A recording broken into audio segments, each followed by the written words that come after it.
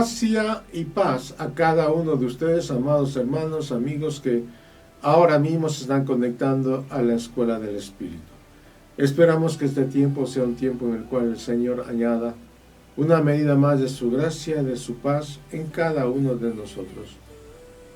Confiados de que el Señor se manifestará como nunca antes en la historia del hombre, en esta generación. Vamos a orar. Padre, te damos muchísimas gracias por este tiempo y esta hora. Permite que tu Santo Espíritu pueda ayudarnos a entender y a comprender los tiempos que estamos viviendo y que podamos traer a Dios a la escena de todo el pueblo, de toda la humanidad. Te lo rogamos, Padre, en el nombre de Jesucristo, nuestro Señor y Salvador, a quien honramos y glorificamos por siempre. Amén. Y amén. Estamos viendo que cada uno de nosotros podamos identificar los males de esta generación, de este siglo que nos ha tocado a nosotros vivir. Y hemos dicho que nuestro Señor Jesucristo fue el Salvador del mundo. Y dice que nuestro Señor Jesucristo nunca hizo nada por su cuenta. Nada, absolutamente nada. Es decir, fue el más grande hombre que pisó la tierra, sin dejar de ser el niño dependiente de su padre.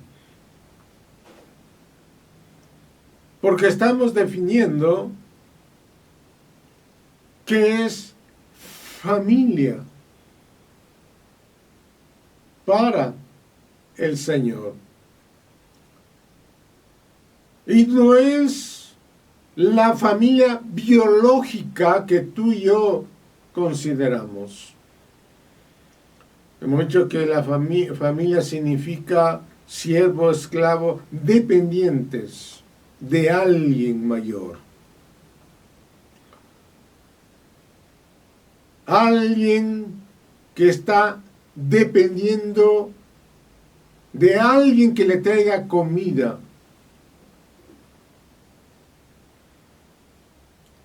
Familia significa seres dependientes, no como en las familias biológicas que los niños van creciendo y cada vez se hacen independientes. Nuestro Señor Jesucristo, como dijimos, resolvió fácil el problema. Dijo, ¿quién es mi familia? Sino los que hacen la voluntad de mi Padre. Eso de que el Señor cuando vino acá a la tierra nunca hizo nada por su cuenta. ¿Sabes cómo se llama eso? Un milagro. Eso es un milagro. Que a pesar de tener 33 años de edad, siempre vivió dependiendo de su padre. Y a eso se refiere la Biblia cuando dice, honra a tu padre y a tu madre. ¿Qué hace el humanismo? El humanismo te hace independiente.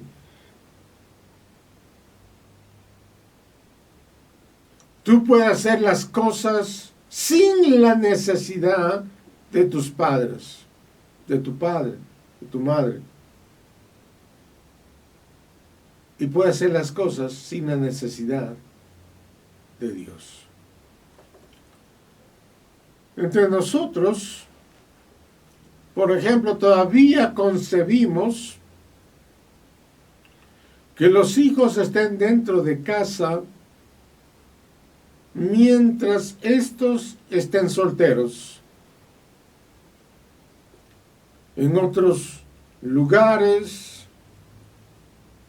del mundo,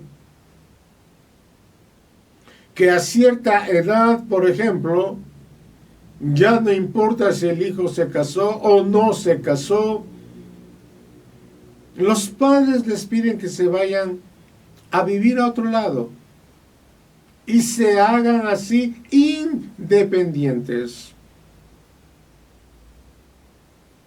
Y los creyentes, cristianos, como se llaman, hacen exactamente lo mismo. Esos mismos padres que son pro independencia de los hijos, esos mismos padres son los que después te preguntan, es que cómo que Dios ya no hace milagros, ¿verdad? Otros dicen, le vengo pidiendo a Dios por un milagro y nada. Amados, no se puede crear un ámbito generacional de milagros con personas que piensan como humanos que tienen poder. El Evangelio no es un humano con poder. El Evangelio de Cristo son hijos, niños dependientes del Padre, haciendo la obra de los mayores. Vuelvo a repetir, el Evangelio no es un humano con poder, porque pensamos que eso se trata del Evangelio, en que yo tenga poder, en que el hombre tenga poder, en que la mujer tenga poder, en que cada persona tenga poder, etcétera, sino más bien el Evangelio son hijos, niños, dependientes las 24 horas del día del Padre, haciendo la obra de los mayores. Es decir, si papá no viene a casa, hoy no comemos. Si papá no viene a casa.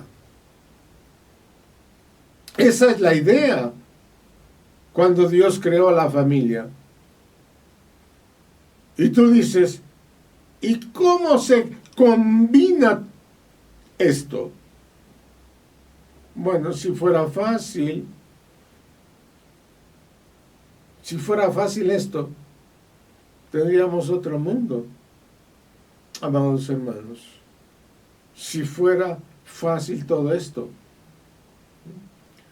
Si tú piensas que hoy voy a tener todas las explicaciones, y debo decirte que ni las tengo, lo que sí tengo una explicación es por qué los milagros no están siendo identificados. ¿Por qué los milagros no están siendo identificados?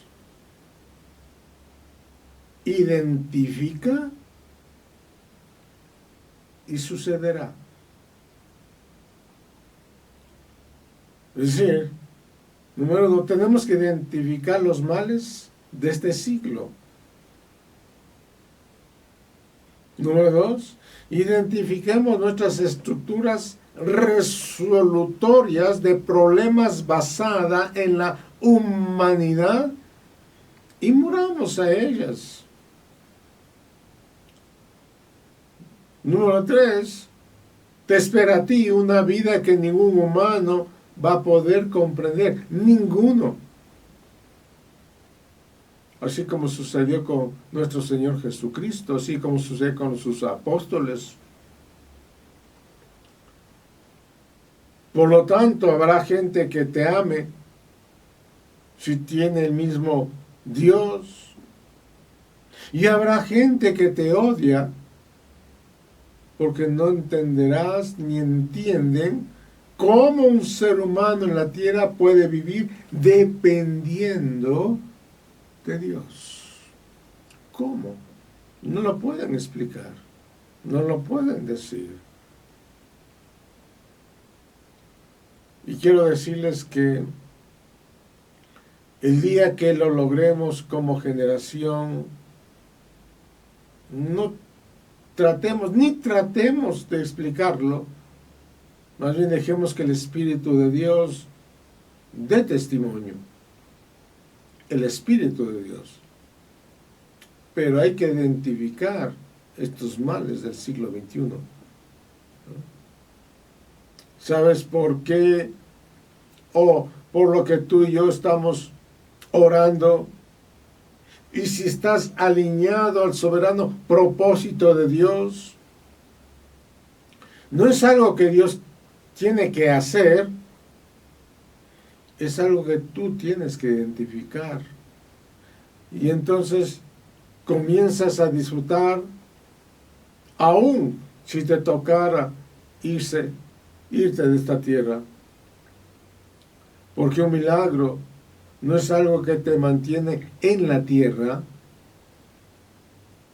Un milagro es algo que avanza el propósito eterno de Dios. Eso es un milagro, el que avanza el eterno propósito de Dios. Por eso, el milagro no era que nuestro Señor Jesucristo no fuera a la cruz. El milagro era que cuando nuestro Señor Jesucristo se fue, dejó más de Él que lo que había cuando estaba en la tierra. Ese es el milagro. Dejar más de ti en la tierra. Ese es el milagro. Así que tenemos que comenzar a orar en este ámbito, creyendo en que los milagros comienzan a aparecer generacionalmente. Es por eso que yo no me identifico en absoluto con las personas que por allí se preguntan por qué no hay milagros. No. Y no es un problema mío. Cada uno tiene su propio problema. Yo no tengo ese problema. Yo sigo viendo en el mundo a personas y tengo identificado a mi alrededor permanentemente.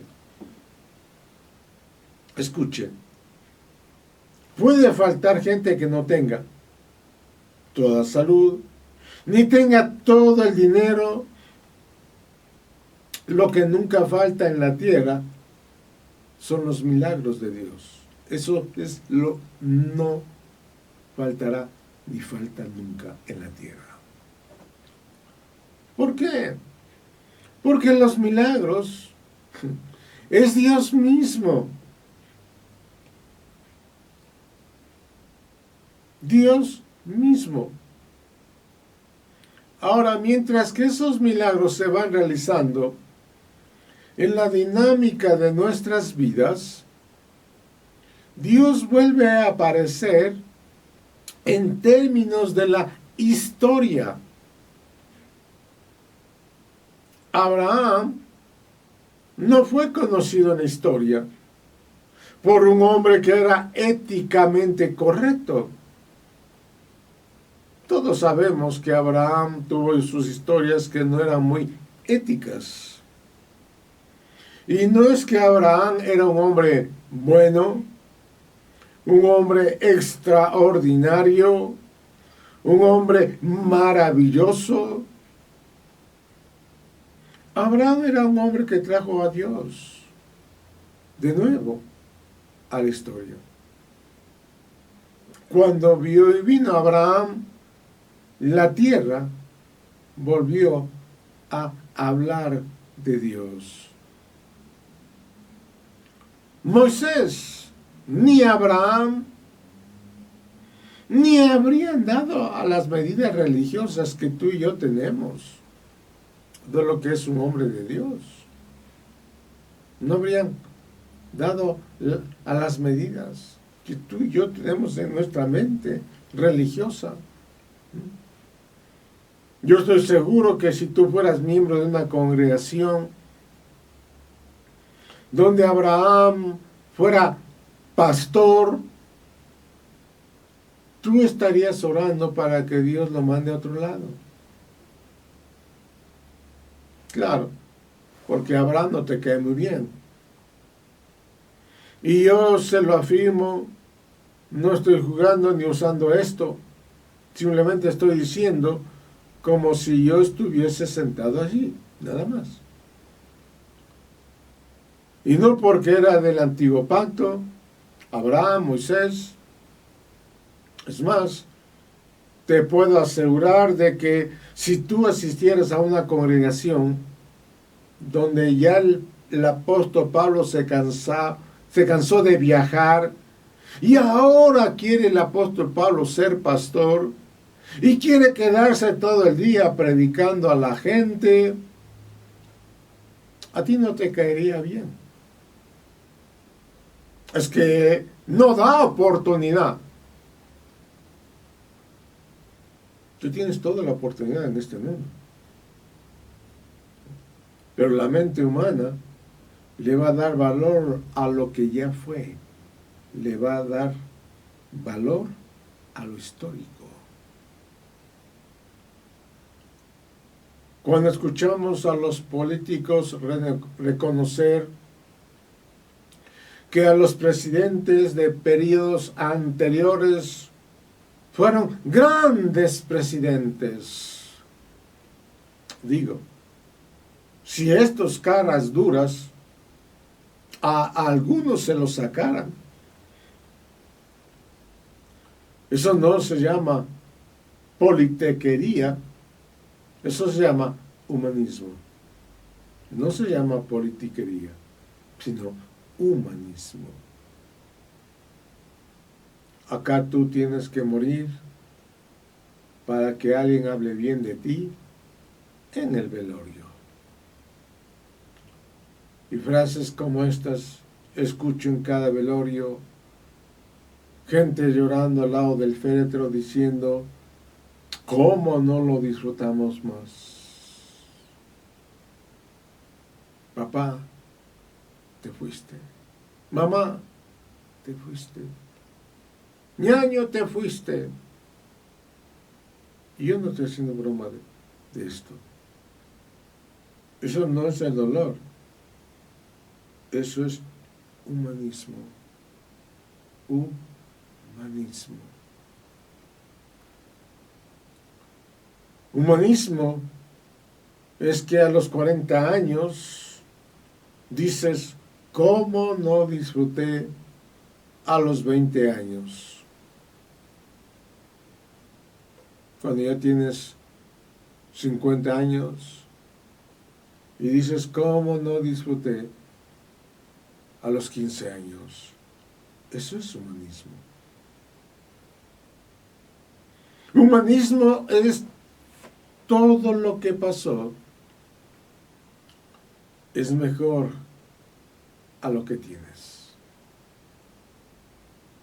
Eso es humanismo. Entonces necesitas oír una palabra de fe que te diga cómo vas a hacer. Pero la fe no es algo que tú fuiste, es algo que tú serás. La fe es la realidad de Cristo hoy en tu vida. Fe es ausencia de humanismo y una dependencia absoluta de que nada de lo que va a suceder vendrá por una gota de tu transpiración o sudor, sino que Dios usará una gota de tu sudor, de tu transpiración, para sembrar su semilla en ti y hacernos absolutamente dependientes de Él. Cuando nosotros comenzamos a ver como generación ese nivel de milagros, tú vas a comenzar a ver cómo también los ciegos, los enfermos, toda la maldad de este siglo XXI comienza a ser revertida por causa de la palabra de Dios. Pero si eso no sucede en el alma de los santos, amados, tampoco va a suceder en los sistemas de este mundo, de este siglo. Por eso yo predico creyendo en fe, que la palabra que va a operar en mí va a contagiar a mi inmediato y próximo que opere en el mismo espíritu. Va a pasar. Créelo. Va a pasar, va a suceder. Porque llega un momento donde dices, Señor, todo cansa. El teléfono cansa. Estar yendo al teléfono, viendo el teléfono, acercarse al teléfono, contestando las llamadas del teléfono, cansa. Los emails cansan. Las personas, todo, te mandan mensajes. Llega un momento de tal saturación con los aparatos electrónicos que uno se pregunta, Señor, ¿hará falta tanto humanismo para que tu propósito avance en esta generación? ¿Hará falta? Tantos aparatos electrónicos para que tu propósito avance en esta generación. Te pregunto, sí, a ti, ¿será tan necesario todo lo que los humanos han creado para que lo divino sea explotado? Qué gran pregunta. ¿Será tan necesario todo lo que los humanos han creado para que lo divino sea explotado? Si tú quieres una posición mía, te voy a decir que no. No. Es que si no hubiera televisión creado por el hombre, no conocería a Dios. No, yo no creo eso. Porque Dios no diseñó el Evangelio pensando en los avances del siglo XXI. Dios pensó el Evangelio basada en el alma transformada de un ser humano. Y no digo más sobre esto porque creo como generación no estamos listos. Porque hay verdades que descansan no sobre una pata, hay verdades que descansan sobre una generación. Y creo que hay cosas que no se pueden decir en público porque necesitaría una explicación del espíritu, un ámbito espiritual. Y cuando lleguemos a los niveles en que todos ministremos al Señor, las cosas poderosas no las va a decir un predicador ministrando esto al Señor. Dice la Biblia, el Espíritu Santo vino y dijo. El Espíritu Santo vino y dijo. Es decir, hay cosas que van a suceder en esta generación si los niveles de humanismo bajan. Van a suceder en esta generación. Yo lo creo. Y quiero nombrar algunas cosas que nuestro Señor Jesucristo identificó. Nuestro Señor Jesucristo, por ejemplo, identificó que uno de los males en su generación es que la gente había perdido la alegría. ¿Acaso no lo vemos en esta generación también? Nuestro Señor Jesucristo vino a su generación e identificó que la gente había perdido la alegría. Pregunto, ¿eres tú, y hablo a los creyentes, una persona que disfruta la vida? Eso es para todos, incluyéndome. ¿Eres tú una persona que disfruta la vida? Nuestro Señor Jesucristo identificó, claro.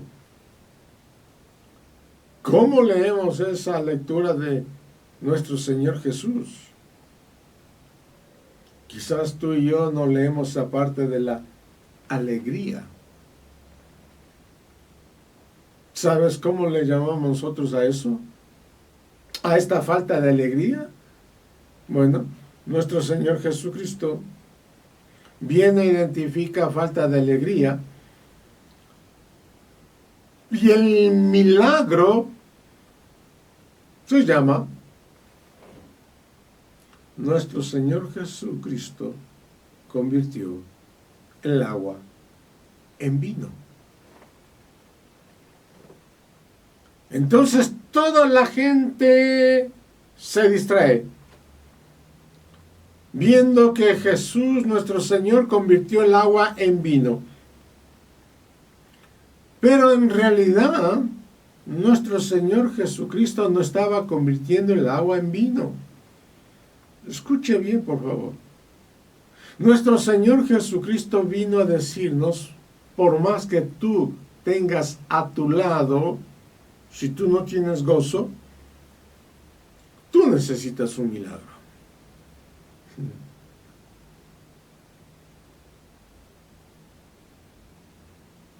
Hay mucha gente que dice que tiene a Cristo en su corazón, pero no tiene gozo. ¿Cuánta gente que tú conoces que dice que es creyente, pero no tiene gozo? Entonces la persona necesita un milagro, ¿ves? Porque el milagro no era el agua convertida en vino. El milagro era que el gozo volviera a la fiesta. Claro. Los borrachos se creen que van a pensar así. Como dijo uno, el agua se me hace agua a la boca. Ojalá Dios convierta el agua en vino. No. ¿Cuántos oyeron el milagro que nuestro Señor Jesucristo hizo convirtiendo el agua en vino? ¿Cuántos? Quizás todos los oyentes. Y sé que algunos no levantan la mano ni lo reconocen, pero sé que han oído o leído que nuestro Señor Jesucristo hizo el milagro de convertir el agua en vino. Escuche bien, por favor. Esa es la versión humana del milagro. ¿Tú crees que nuestro Señor Jesucristo realmente estaba interesado en el vino? ¿O realmente estaba interesado en la eternidad de ese milagro? Estas cosas sucedieron para que tú no te quedes esperando que algún día se convierta el agua en vino. Algún día. Algunos predicadores públicamente han dicho, miren cómo esta agua se convierte en vino, así como nuestro Señor Jesucristo hizo el milagro de convertir el agua en vino. El milagro es que alguna vez tu vida tenga gozo, aunque no tenga las cosas que tú quieres en la vida. Tu vida tenga gozo, aunque no tengas las cosas que tú quieres en la vida. Esto es el milagro. Nos hemos imaginado muchas cosas, como que era el mejor vino de la noche. Claro, porque nuestro Señor Jesucristo lo hizo. Y esos hombres no estaban pensando, ¿qué mensaje espiritual tendrá esto? No.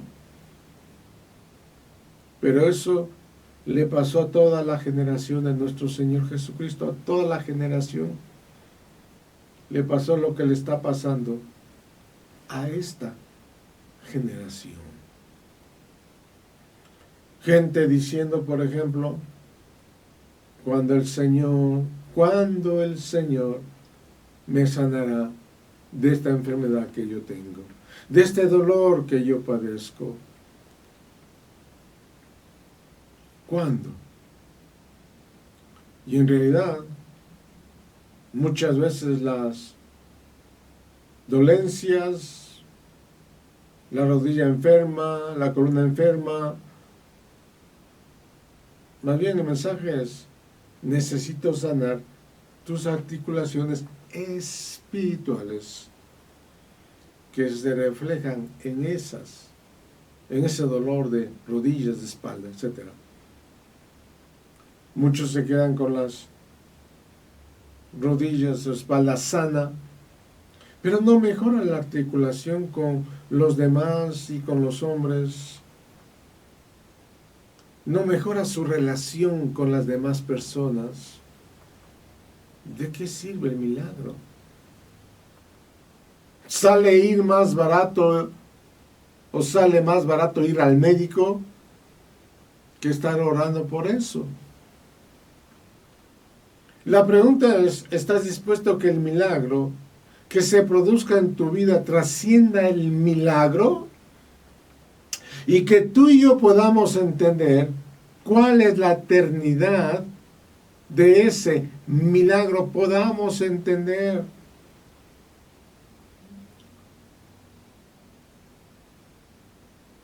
Es decir, que tú puedas decir a la persona o a las personas que están alrededor tuyo,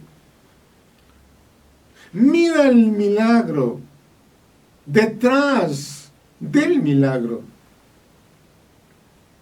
Que eso podamos decir a las personas que miren el milagro detrás del milagro. No solamente el milagro que ven, sino lo que hay detrás de ese milagro. Donde tú y yo tenemos que mirar el milagro detrás del milagro.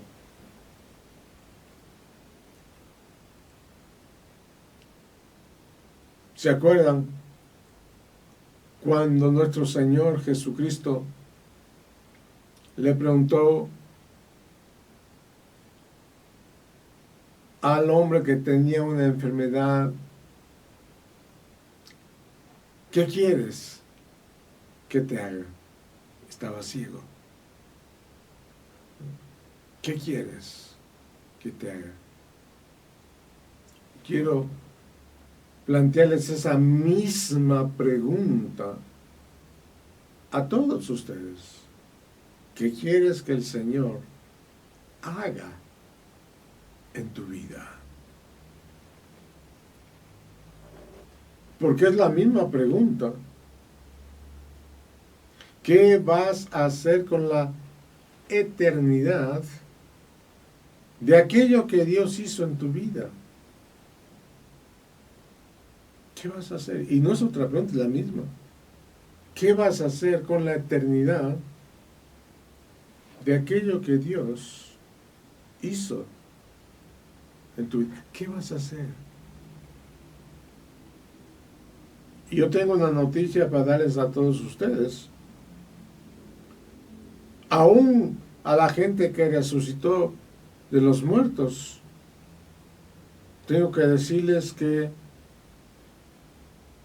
todos los que resucitaron en los tiempos de nuestro Señor Jesucristo, todos volvieron a morir.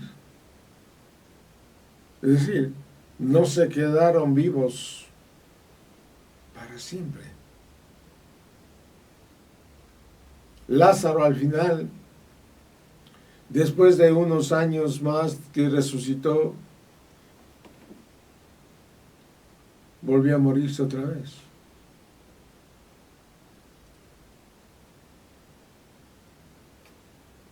Pero tú, yo, ¿qué vamos a hacer con la eternidad?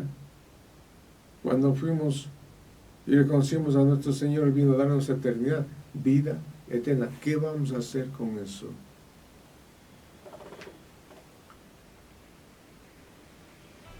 Veamos el milagro detrás del milagro. Oremos. Padre, te damos muchas gracias por este tiempo y esta hora. Permite que tu Santo Espíritu pueda ayudarnos a entender estas verdades, a comprender estas verdades, y podamos ser la generación que pueda traer a Dios de vuelta a la escena, sabiendo que Dios hace milagros todo el tiempo y que los milagros sirven para que su propósito eterno avance rápidamente en esta generación, y que podamos ser esos instrumentos, esa familia de Dios, dependiente de Dios, esclavos de Dios. Estamos listos y dispuestos a dar la gloria, la honra al Señor por siempre. Amén y amén.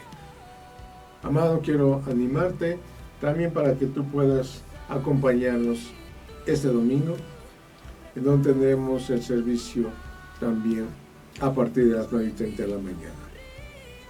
Ven y disfruta con toda tu familia. Gracia y paz a cada uno de ustedes.